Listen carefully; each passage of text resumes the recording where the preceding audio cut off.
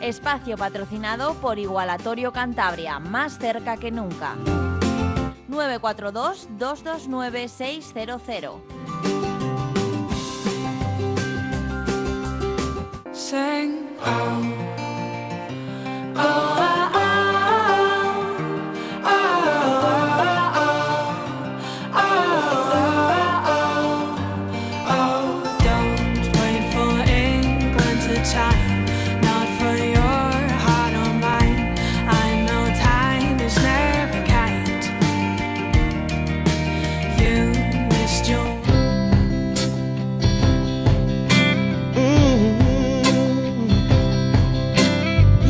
Europa está viviendo el mayor éxodo de personas desde la Segunda Guerra Mundial.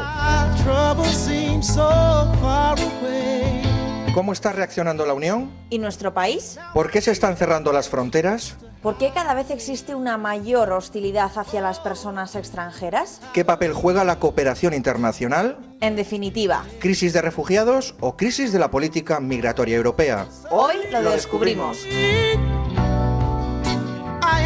the man I used to be.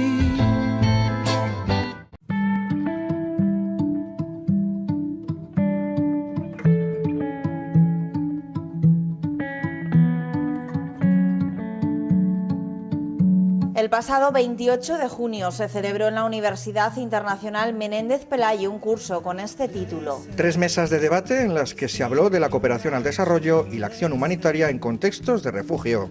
De la respuesta de la Unión Europea frente a la crisis de asilo. Y de la integración de la población refugiada una vez en España.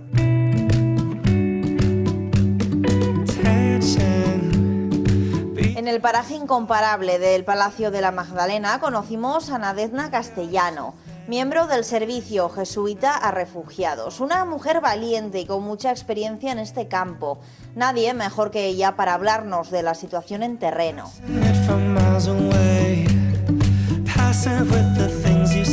Pero antes conozcamos qué es el Servicio Jesuita a Refugiados.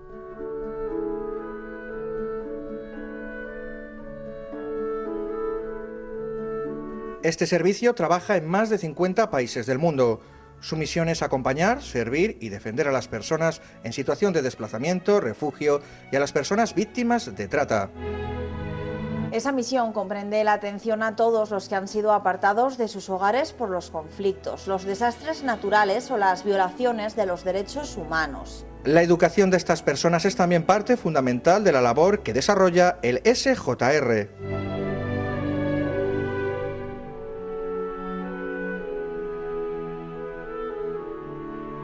Nade, como nos permite llamarla, es especialista internacional de educación del Servicio Jesuita a Refugiados. En los 2 últimos años ha estado en Chad, una experiencia que califica de maravillosa. Me siento una persona afortunada en el sentido de que he podido tener una visión amplia del refugio y de la migración forzosa, ¿no? La experiencia de 2 años en Chad, en una de las mayores crisis olvidadas en estos momentos, porque ya nadie se acuerda de Darfur, y en el este del Chad hay 350.000 refugiados, ha sido una experiencia maravillosa. Yo venía del mundo más académico, de la educación tal y como la entendemos en Europa o en España particularmente, y ha sido todo un desafío entender que la educación en emergencias tiene el mismo objetivo, que es desarrollar a la persona en su totalidad, pero los métodos, los mecanismos y los desafíos son completamente distintos. Su trabajo la coloca en la primera línea de fuego de este drama humano. ¿Cómo verá el mapa global actualmente, sobre todo en las zonas donde está presente el SJR? Honestamente tengo sentimientos encontrados, porque yo creo que debo honrar y debemos honrar todos las innombrables cifras que el ACNUR ha sacado el informe del 2016 con los datos que muestran el estado del refugio en el mundo y de las migraciones forzosas, y el hecho de tener a 65.600.000 personas desplazadas en todo el mundo, yo creo que son cifras que no podemos omitir y que tenemos que tomarnos más en serio.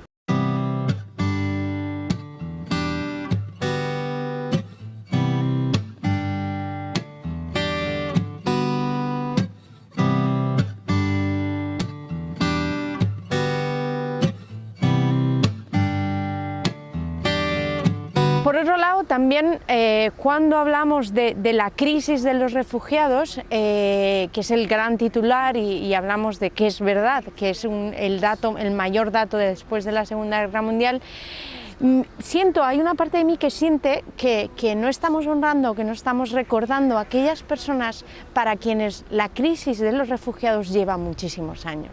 En campos de refugiados como Dadaab en Kenia, que llevan instaurados desde 1992, tenemos jóvenes que han nacido, que han crecido y que han terminado toda su educación y que se están casando y teniendo hijos habiendo en refugio. O sea, yo creo que es importante tener en cuenta las dos partes del mapa, ¿no? Yo creo que es llamativo, o sea, las cifras que han salido, que tenemos, es verdad que Siria sigue siendo el mayor exponente en número de refugiados en estos momentos, pero se nos olvidan que, por ejemplo, un país como Sudán del Sur, del que no estamos hablando y del que miras en muchos medios de comunicación y no se habla de Sudán del Sur, ha subido al tercer puesto de este terrible ranking que es de los países que envían más refugiados y desplazados en el mundo. Entonces yo creo que es una realidad muy compleja, una realidad que no se puede abordar solo desde nuestra visión de Europa cuando el refugio nos llama a las puertas, sino que tiene que aumentar el foco y decir: necesitamos respuestas sistémicas, necesitamos respuestas que vayan a todos los elementos intervinientes y que nos alejen de este eurocentrismo que tenemos, que no hace buen favor ni siquiera a Europa, que es verdad que no podemos omitir que es una crisis grande y Europa tiene que preocuparse de lo que está pasando.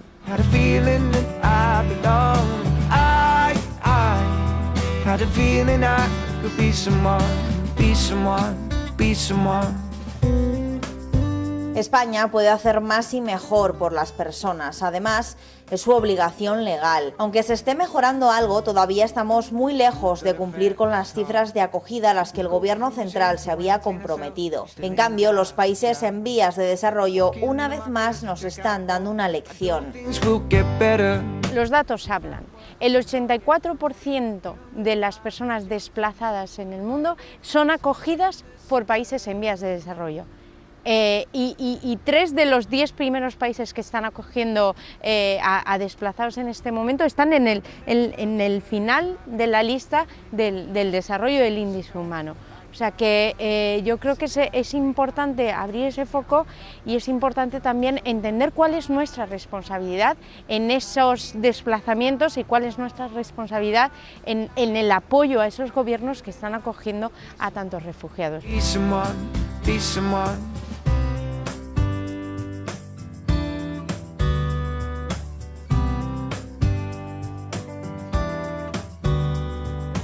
You got a fast car, and I got a job that pays all the bills. You stay out drinking late at the bar, see more of your friends than you do your kids. I'd always hope for better, but maybe together you and me will find it. I got no plans, I ain't going nowhere, so take your fast car and keep on driving. Yo recuerdo discutir sobre cifras nuevamente en el este del Chad con compañeros para los que en el este tienen una crisis larguísima de refugiados de Darfur, en el que están recibiendo a refugiados de la crisis de Centroáfrica y de Boko Haram en el oeste, con unas cifras que en total son alrededor de unos 350.000 y que, claro, cuando ven las cifras de Europa se ríen y dicen, es que no tiene, es una desproporción, ¿no?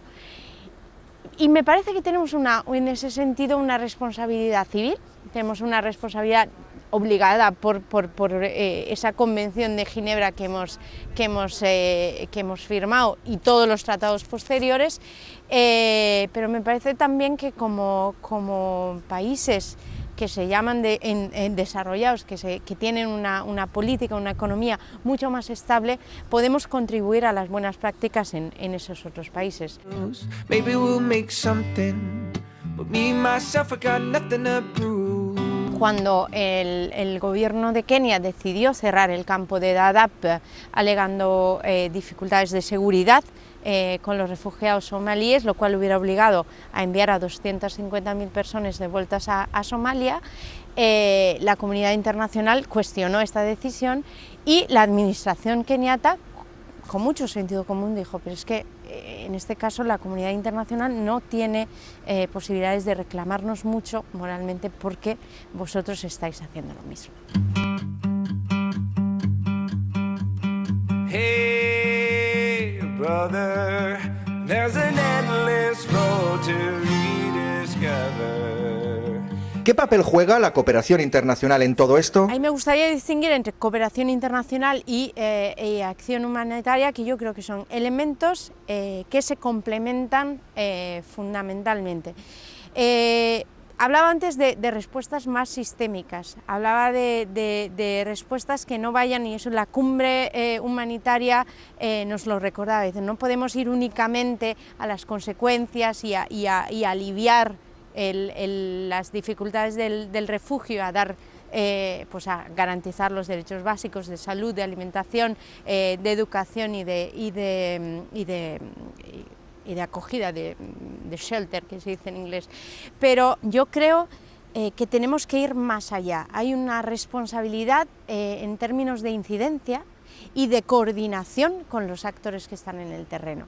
Entonces, por un lado, las agencias humanitarias que conocemos bien la realidad del refugio, que estamos en campos de refugiados, en situaciones de refugiados urbanos, tenemos que sentarnos más en la mesa de los ministerios y los gobiernos, que progresivamente tendrán que ir asumiendo la responsabilidad que le compete, porque las agencias humanitarias venimos en apoyo a un gobierno que de repente se ve con un gran número de gente, pero luego toda la tarea de cooperación al desarrollo, de fortalecer las instituciones locales, de fortalecer los sistemas, ayuda muchísimo. Yo puedo dar una respuesta puntual de educación a un campo de refugiados, pero si la respuesta a largo plazo de ese campo de refugiados es la integración en la comunidad, tendremos que apoyar como comunidad internacional a ese gobierno para que refuerce su educación y haya una coherencia y una continuidad en ambos casos.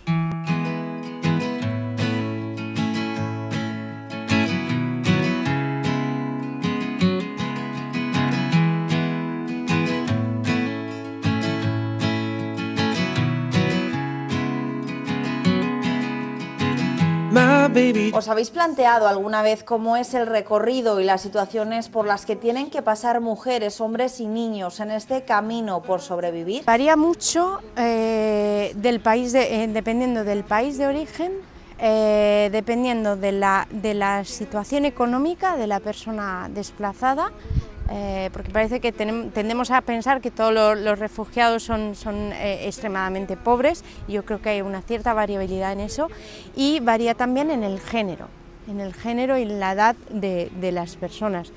Entonces sería muy difícil trazar un recorrido. Yo creo que elementos comunes que hay, que me parece, es un sufrimiento extremo.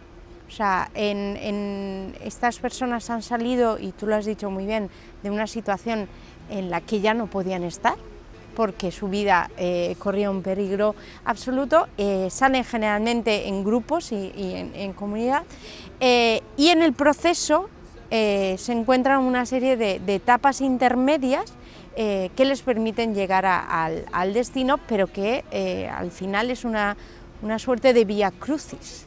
Porque, mira, ayer hablábamos de las mujeres somalíes que abandonan Somalia, que igual una primera parada son los campos de refugiados en Kenia, pero que la situación en ese campo de refugiados no le ayuda a desarrollar profundamente, o sea, completamente su vida, y que deciden continuar, por ejemplo, hasta Europa. Y nos decían los compañeros de Médicos Sin Fronteras que se habían encontrado con mujeres que llevaban una serie de parches anticonceptivos que se los habían colocado desde que habían salido. ¿Cuál es el dolor y la dificultad que esta gente va a pasar en el camino, además de la guerra, para que estas mujeres ya anticipen que van a ser violadas y que van a ser tratadas?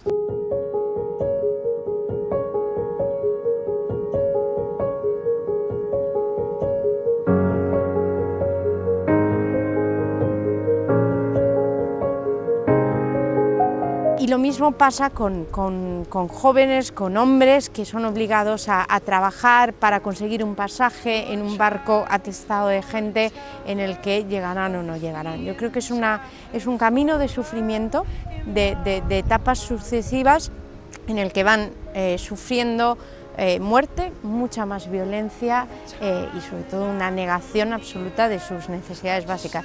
En el mejor de los casos, muchos de ellos llegan a Europa y se encuentran con una sociedad, bueno, sería injusto decir que rechaza al 100%, pero creo que hay una parte de la sociedad, sobre todo este miedo y esta lucha antiterrorista que justificamos y que ligamos refugio y terrorismo con una facilidad absoluta, se encuentran con una dificultad para integrarse en nuestras sociedades que complejizan muchísimo y que yo me he encontrado refugiados que te dicen al final, no sé si ha merecido la pena. Y si me dices, no sé si ha merecido la pena cuando tu vida corría peligro, dices, es que no estás viviendo, ¿no? No estás viviendo, porque si estabas dispuesto, o sea, si la alternativa era morir y dices que no merece la pena, yo me pregunto, o sea, ¿cómo podemos facilitar ese proceso? Ya es complicado llegar aquí, además ahora con el tema de las fronteras, que se cierran las fronteras, lo cual complica todavía más que estas personas lleguen de una manera segura y legal a los países. Ya hablamos de mafias, de trata de personas, de trabaja para conseguir el pase, bueno, y demás. Pero a lo que se suma eso que señalas del hermetismo que empezamos a tener en los países hacia la gente extranjera, ¿no? Eso se está convirtiendo en un problema y es lo que señalas tú de tema de terrorismo, de miedo hacia el extranjero, confundimos mucho.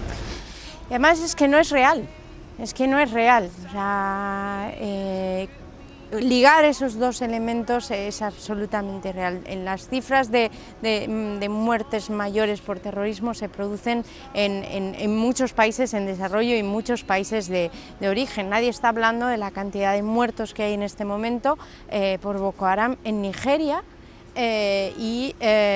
No les estamos dando voz y ahí hay una realidad. Es verdad que la muerte es muerte y no se justifica nunca, y el terrorismo es terrorismo y no se justifica nunca, ¿no? Pero yo creo que una información mucho más real nos ayudaría a entender esta realidad que es más compleja de lo que nos están contando y requiere soluciones más complejas, ¿no? Y hay quien dice, y yo creo que de alguna manera también es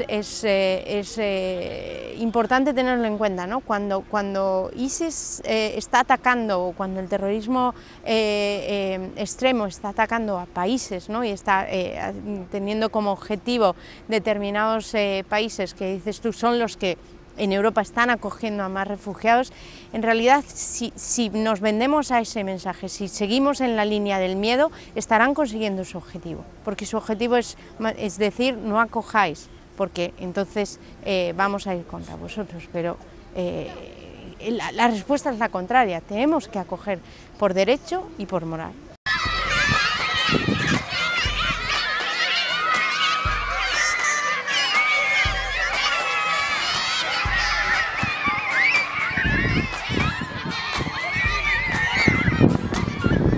Una vez más insistimos en que la educación es la única herramienta capaz de transformar el mundo. Mira, yo creo, y por eso me dedico a lo que me dedico, que la educación es la clave, en muchos sentidos. La educación es una de las herramientas más potentes que tenemos para cambiar el mundo, y esto no lo he dicho yo. Lo ha dicho gente que sabe mucho más que yo antes de mí, ¿no? Pero es verdad, o sea, es verdad a tres niveles. Un primer nivel es la protección que damos a través de las escuelas que tenemos en los campos de refugiados donde trabajamos, y por eso Entre Culturas apuesta mucho al trabajo en red con nosotros, porque creemos realmente que la educación es un sector que puede salvar vidas, y esto el mundo humanitario está haciendo un cambio que yo creo que es importantísimo. Es decir, que un niño esté en la escuela y no esté en medio de un campo de refugiados le evita muchísimo riesgo de abuso, de violaciones, de trabajos forzados o de matrimonios precoces. Entonces ya solo por tener una escuelita debajo de un árbol habremos ganado una gran parte de la batalla.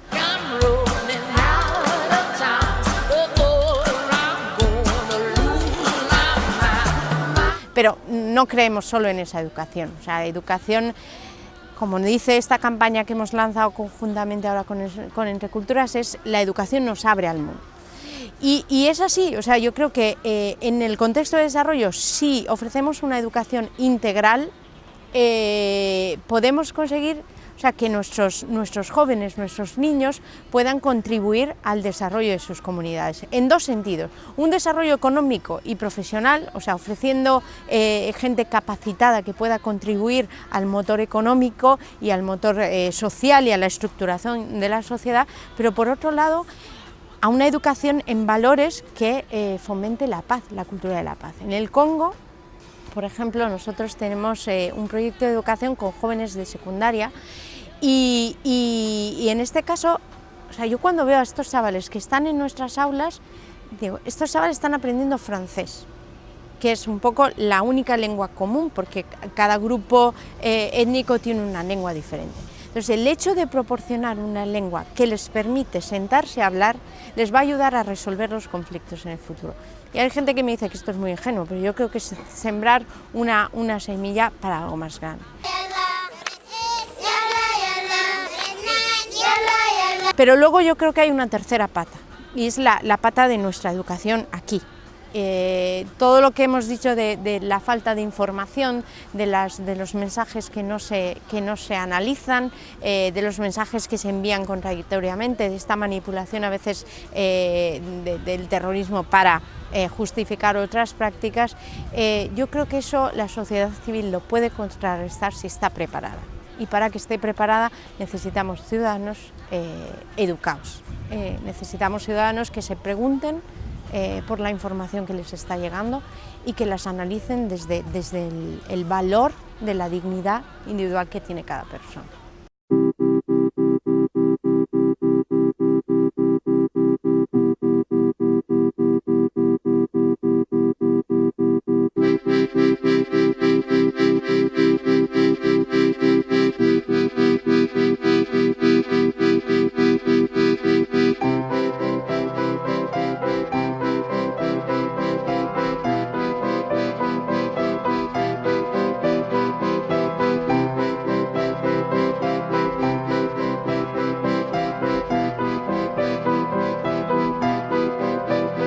Desde Comprometidos continuaremos dando voz a este drama de los refugiados, pero también, y como Nade señalaba, a todas las crisis olvidadas que siguen existiendo en el mundo.